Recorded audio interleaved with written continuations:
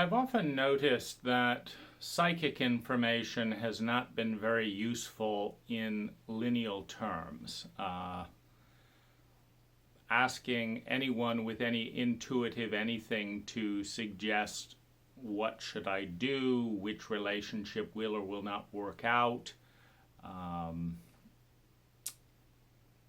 what do you see, has not presented information that has seemed to correlate either with the future or in many cases the present. And I wanted to distinguish, because I do believe there is a legitimacy to the psychic perspective, which one could say is the perspective of the psyche, which is fundamentally mental and emotional, meaning the psyche has a shadow, has a body in this lifetime, and a mechanical trail behind it. And yet the issues of the psyche are very different than the issues of the ego trying to drive from point A to point B in a car, in a vehicle, trying to arrive at a location on time. And so how do these things fit together? And not wanting to dismiss psychic information out of hand, and recognizing that it has never been terribly useful, meaning it has caused as much harm as good, particularly when trying to follow psychic information around relationships. I was listening to the channel Seth talk a little bit about how he experiences the information that he relays on a psychic level, or did, through the channel Jane Roberts. And what he said was that he gravitates to emotional charges, meaning to significant things that have real meaning for the individual, and that it doesn't particularly matter whether they are in this lifetime or another lifetime, whether they are in the consciousness that is in the physical body or in the consciousness that is transcendent of the physical body. And to a certain extent, it doesn't matter as much whether it's probable information or actual information. So we all have a probability field around us, which are all the things that we could do, reasonably speaking. It's somewhat improbable that with zero training we could be a brain surgeon, but it is relatively probable that if any one of us took 10 years or so to learn the art of brain surgery, spending 6 hours a day, that, in the 10-year probability field, that is a probability. It's just not the actual probability in which we're not a brain surgeon. However, Seth commented that sometimes a probable reality is more real or louder in the psychic field than an actual reality. If, for example, all of our hopes and dreams are located in a probable self. We want to be a brain surgeon, but we are not. And because we don't think it's reasonable, because our beliefs preclude it, etc., that there might actually be more of a constellation of thoughts, feelings, dreams, emotions around a probable reality than the actual reality. And that it actually takes the hardest part of being a psychic is filtering out all of this psychic information to zoom in to what a particular ego is or is not doing, or is not feeling at a particular moment in time. And I heard something else that kind of tied in with this, which is that, and it's somewhat consistent, which is that, and it was relating to the the CIA had a team of psychics in the 60s, 70s. They may still have one, as did the Soviets. And one of the things that was occurring that was rather upsetting to the U.S. military was that people were spotting black sites in these. What they were trying to do is perform location services. So the CIA would ask its team, where is this missing person? Or they were trying to figure out if the Soviets could find their black sites, basically. And there were a couple of different occurrences where, to do the tests, the psychics were given information about, an unimportant black site, because they didn't actually want the black site information to get out there. But that rather than finding the fake black sites, they were finding real U.S. black sites, and this was upsetting. And one of those psychics explained that whenever there was an energy of secrecy and suppression, that pattern lit up because it had a lot of emotional charge, fear, nobody should find this out, etc. So it was a very large object in the psychic landscape. And so they would often, light up. And this was, as I say, quite disturbing. Piecing together these bits of information, here's a possible map, and it's my current framework, that both validates aspects of the psychic experience, that validates the fact that I would say that most of my most successful psychic work myself has been with a lover that I cared about in close proximity. For example, I was with one lover, and I went to suck on her left breast, and immediately I saw a very dark, energetic color on that breast, and it kind of seemed like, there were some black marks, etc. on there. And I paused. I wasn't trying to induce that energy, nor was I trying to bring that energy into me. I was seeking to give my lover pleasure. And I paused and I described what I was seeing. And as I did so, the face of a man presented itself. And it was the face of a man sucking on her breast. And I described the face of the man, and then I described the feelings that emanated around his face.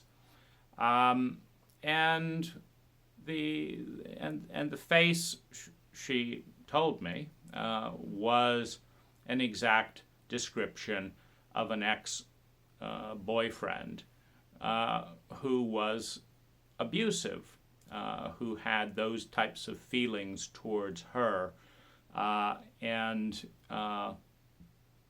so having identified, okay, there's a stored biological charge in this region of the body at a certain time that's having impact in the present.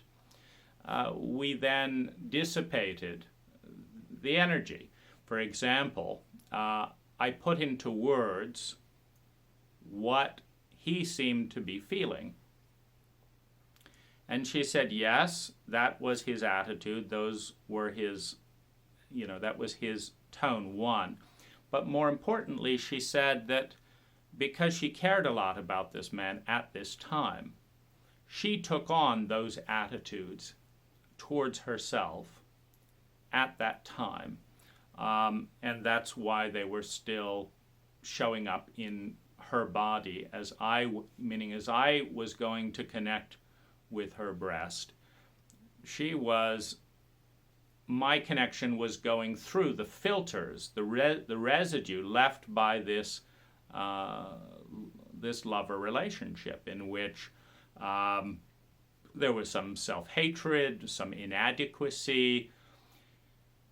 And as I was able to say, this is not yours, this is his, in the presence of a new lover who was validating a healthier and more beautiful picture of herself, she let go and the energy dissipated.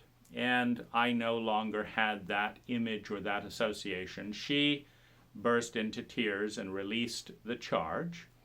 And we had a much clearer energy to connect with subsequently. Now, this is, for example, a terrain in which I think intuition is valuable. Meaning, it's not a big deal if she says, I have no idea what you're talking about. Who knows? But if it connects with a pattern that leads to a release, that leads to a shifting of self-image, and it's very important to understand the profound influence of our most significant other. We attune to them. We attune to their light, shadow, all the things they like about us, and we own those. We validate those. Yes, I am lovable. You love me, and there's this kind of symbiotic validation of self. But if a person is particularly hostile towards some part of our psyche, some part of our body, hating our weight or something of that nature, then we also tend to, there's at least a strong influence to take that on. You're right, my body is disgusting, I'm sorry, please overlook it. And that becomes the grease to kind of facilitate the continued relationship, because we all dislike or have a hard time accepting certain parts of ourselves, and we project those things on a partner.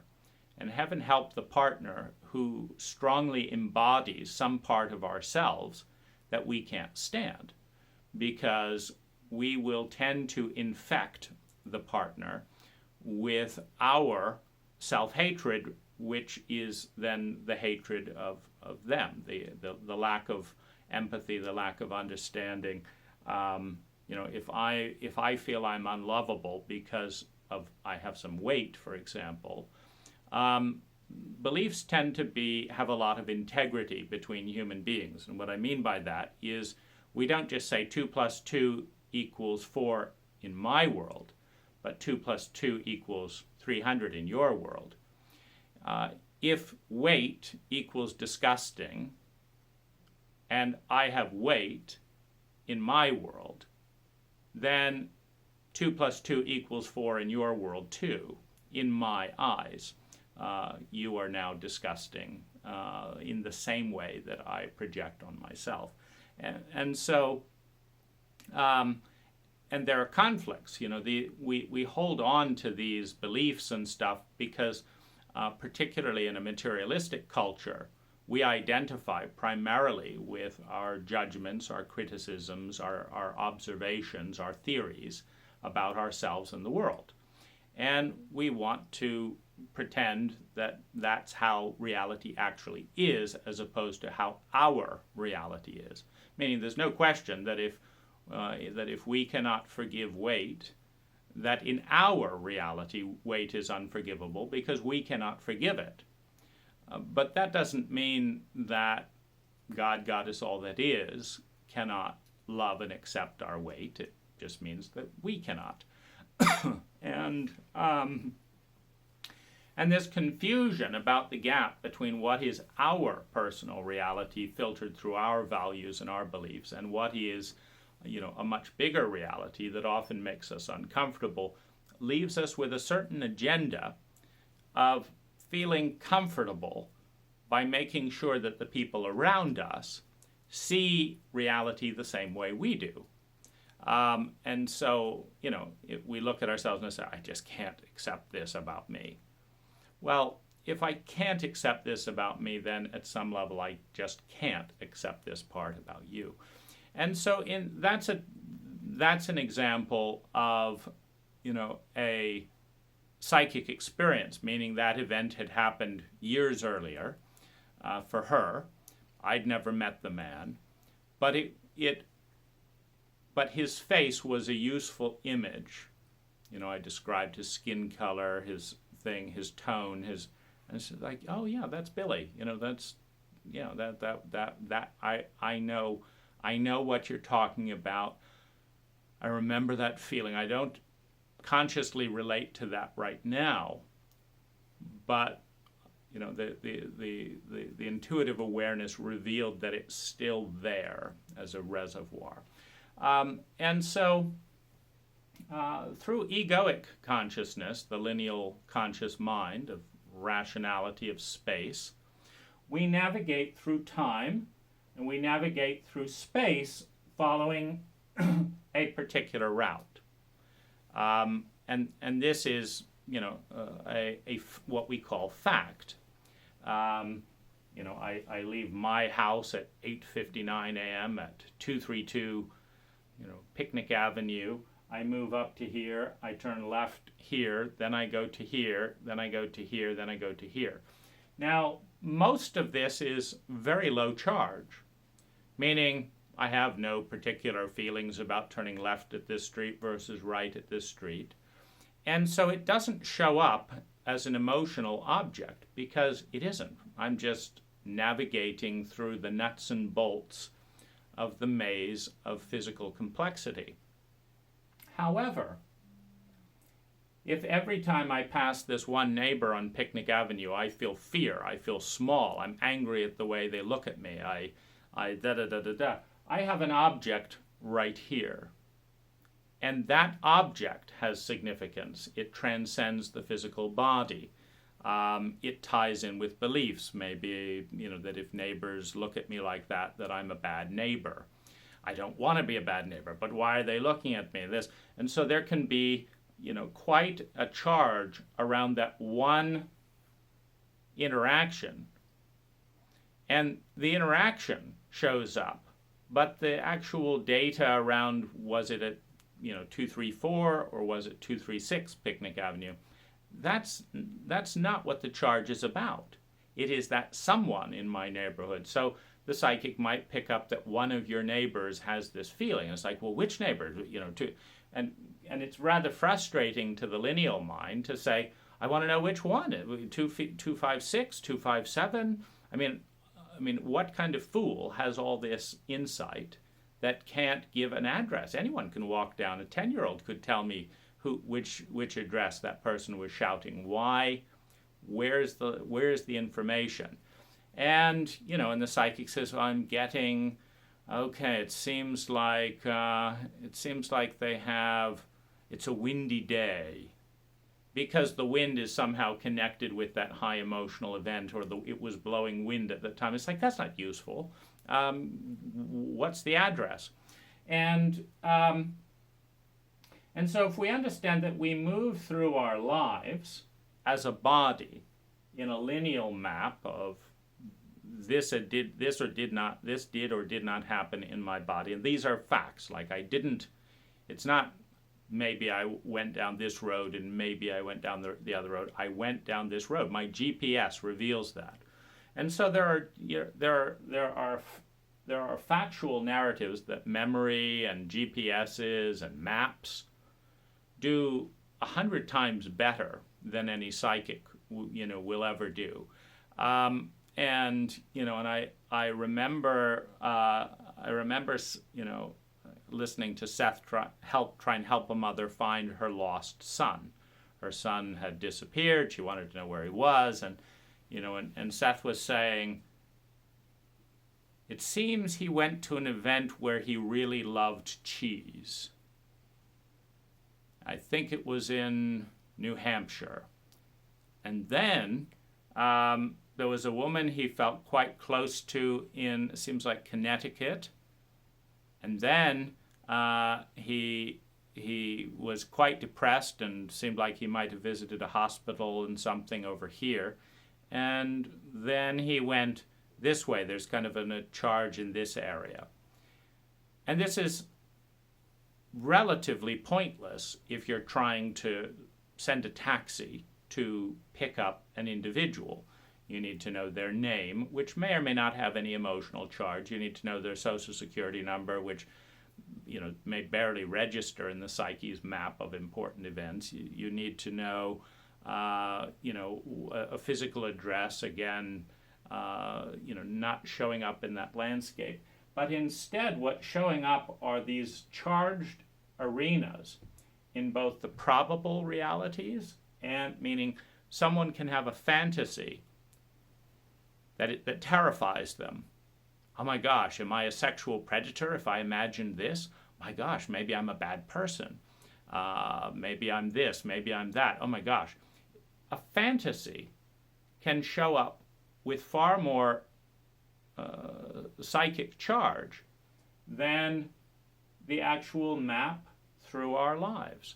Or, wow, I feel so in love with this person, but they're married and I'm not going to, I'm not going to do anything. I'm going to, in fact, keep my distance because I want to respect the marriage, and, I don't want to be a housebreaker and all of that. And so there's a very strong fantasy, but there's no correlation with daily life. It's like, did you ever talk to that person? No, after that came up, I didn't see them for 10 years. I never visited them.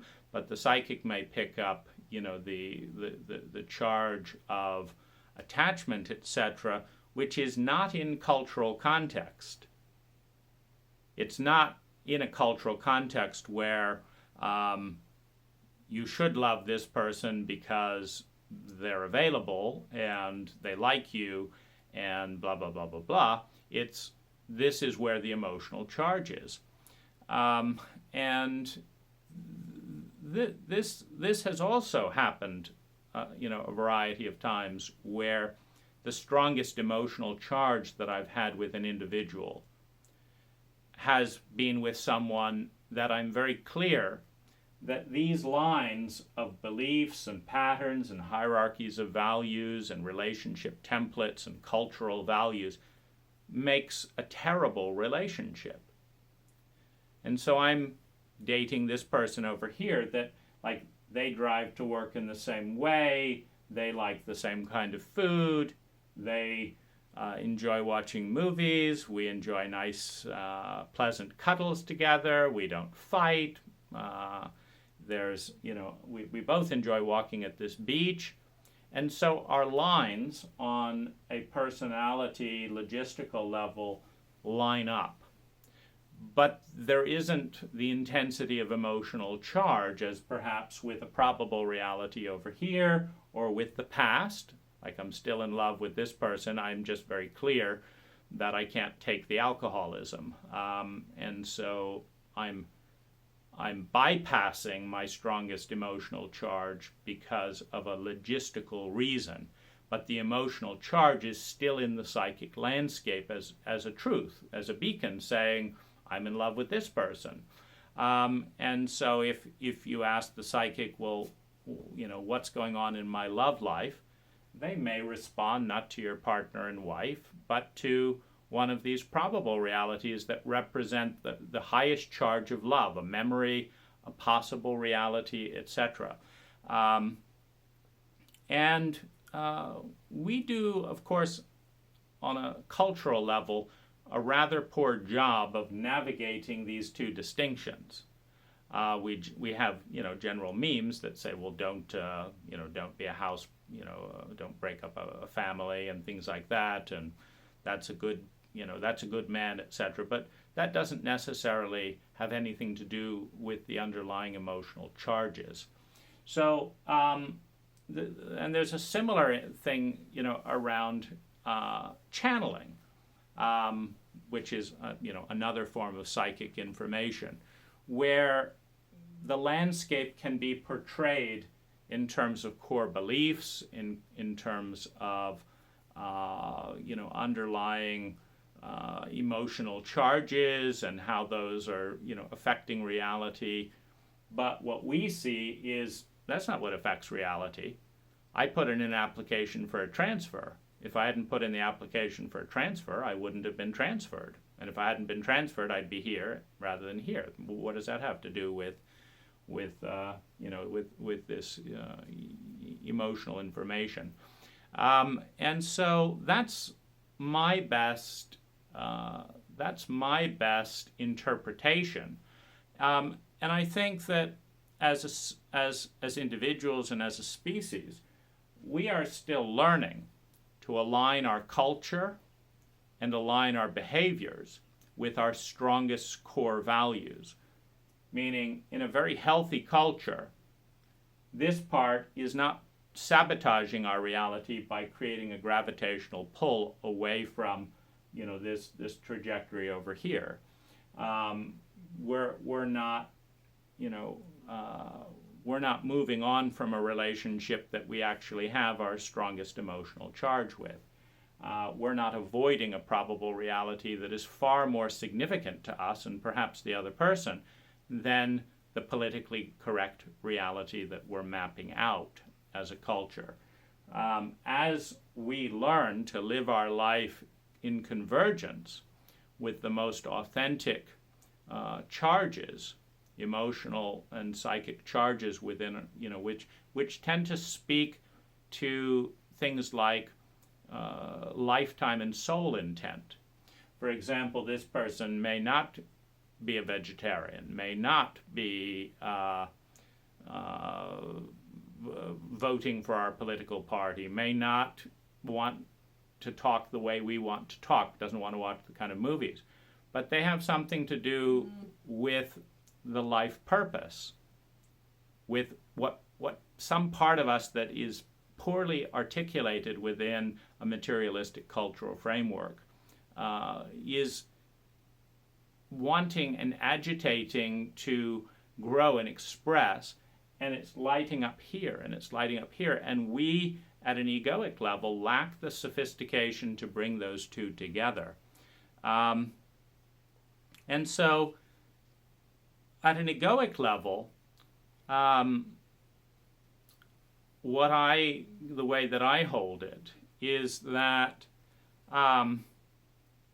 if I want to navigate smoothly through logistical terrain or through the culture, etc., the best lens is observing what does and doesn't work for other people and ourselves, using the basic template provided by the culture or creating a new culture when you have the participation and permission of a given individual. And that if we cannot,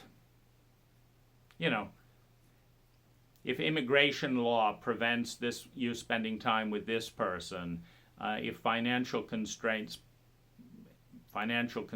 immigration law, cultural disorientation all make interacting with this person traumatic, but they light up as a very significant, soul possibility in terms of there's a lot to be unpacked there. We can do one of two things. We can assess our personal willingness to grow the culture, to start bending out at whatever pace, to start building roads, maybe building some money, building, visits into that terrain, getting to know them at, a discrete distance that doesn't clash our egos and cultures into trauma, but that does respect that there is something there that is transcending the physical and logistical lens.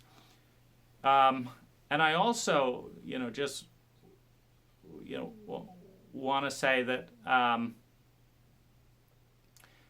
the ideas meant to be can be incredibly destructive and instructive, both, in these terrains.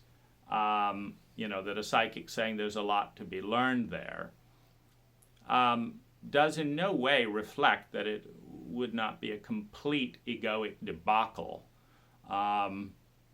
of constant conflict, etc., to attempt to combine, very much like, if you've got an Apple PC and someone has a Mac, if someone has a Macintosh and someone has a PC, there may be good material over there, but if you try and connect those two computers, it's gonna you're not going to access it because you lack the software, and it can take an extraordinary amount of reprogramming and deprogramming and trial and error to try and bridge certain gaps where there are other people that may or may not have such a high charge, but that you just plug and play and off it goes. And so to some extent, it's also a preference, and we are responsible at an egoic level for those choices. We are the one that decides, for example, we're meant to be, but their family believes in arranged marriage, and this is how they do things there, and that's the contract. If you want to relate, you're relating within that contract. Are you willing to participate in those terms? Or are you not? And forego the opportunity to grow and learn in that area. And then, of course, the ecosphere is very big. And so the fact that there's a possible soulmate over here or a possible trauma over here or something like that doesn't take away the free will of each person involved to decide whether or not to work through that with you or not, and the consequences of doing it or not. If you say, I'm done with this relationship, I'm going on, it just doesn't, I don't want to eat Indian food. I don't want to have to dress up in clothing I can't stand. So I'm out of here. There is, of course, a consequence on all sides to each choice that we make, positive and negative consequence. Life becomes more graceful and feels more aligned with preference, and on the other hand, some opportunity to feel, to know, doesn't get expressed that would have with the other path. Thus, the probability field around us is always exponentially bigger than the actual field, and the possibility field is exponentially bigger than the probable field. And so, my personal response to this is just not to work with psychics, but to notice and have respect for the psychic intuitions that come up in the context of relationships that I'm in that work. And also knowing that there is great grace that can come with those intuitions. There are, of course, in the range of partners that I've partnered up with, some people who I may see stuff like that with, and they don't want to remember, they don't want to think about it, they're not interested, and they just say, no idea what you're talking about every single time I bring something up. And then there are other people who find, that's this, that's this, that's this, that's this, and learn and grow from the experience maybe 80% of the time, and they're interested, and our relationship gets better because of it. And this can be dream intuitions, this can be all kinds of things. And overall, reality can be more graceful when you integrate intuitive and psychic information with logistical information, with a partner that is up for both.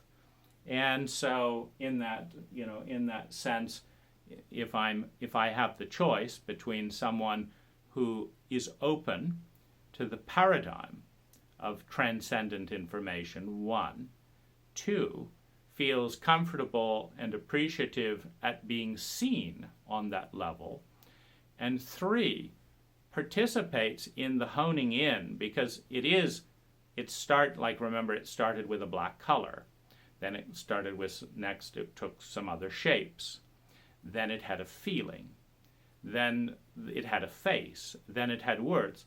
Well, if you're with someone that just says black color, that's disgusting. You don't want to suck my breast, then we won't do it. I'll find another lover. both probabilities are there for any person responding to that information, but with the transcendent value of healing and growing, having someone that is interested in that and being interested in it and tracking, of course, that's the ultimate thing. I mean, is this eye better than the intuitive eye? Well, if I want to navigate upstairs without tripping, these eyes are pretty great. If I want to learn about a traumatic wound, these eyes are never going to see it. And so another eye is more useful.